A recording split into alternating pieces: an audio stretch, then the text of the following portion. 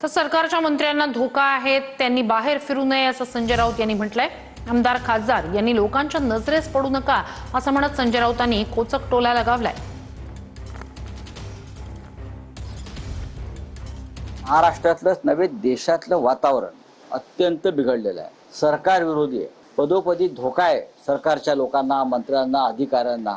त्याच्यामुळे मंत्र्यांनी उगाच बाहेर फिरू नये। आमदार खासदारांनी सुद्धा शाणपणा करून बाहेर फिरायला जाऊ नये। बाहेर वादळ घोंगावतंय, लाल बावटा दाखवलेला आहे तिथे, तर बाहेर वादळ घोंगावतंय, वादळाशी खेळू नका।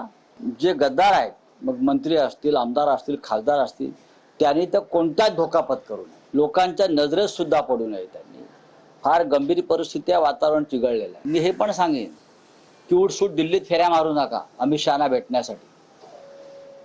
दिल्लीत सगळ्यात जास्त चक्रीवादळ आहे, नजरेच कोणाच्या पडू नका। या लोकांनी भूमिगत व्हायला पाहिजे। दिल्लीत जाल तर काहीतरी गडबड होईल। तुमच्यावर लक्ष आहे सगळ्यांवर। ज्यांनी ज्यांनी या देशाशी बेईमानी केलेली आहे, जनतेशी बेईमानी केलेली आहे, त्यांच्या जीवाला आणि त्यांच्या मालमत्तेला धोका आहे।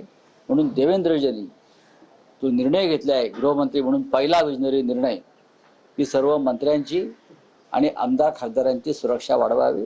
त्याचं मी स्वागत करतो। भाजपच्या नेत्यांना भूमिगत होण्याची गरज नाही।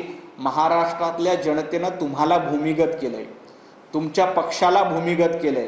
तुमचा पक्ष पूर्णपणे भूमिगत आणि रसातळाला गेलेला आहे। आता पाताळ लोकमध्ये जाऊन तुमचा पक्ष शोधावा लागेल अशी अवस्था झालेली आहे। शिवसैनिक तुम्हाला सोडून जात आहेत, आमदार तुम्हाला सोडून जात आहेत, खासदार तुम्हाला सोडून जात आहेत। त्यामुळं आपला पक्ष जो भूमिगत झालाय त्याच्याकडे बघा। भारतीय जनता पार्टीचे नेते कार्यकर्त्यांमध्ये असतात। देवेंद्रजी फडणवीस आज पंढरपुरामध्ये विठ्ठलरायाचं दर्शन घेतलं, विठुरायाचे आशीर्वाद घेतले आणि पुन्हा एकदा महाराष्ट्राच्या हितासाठी कामाला लागले।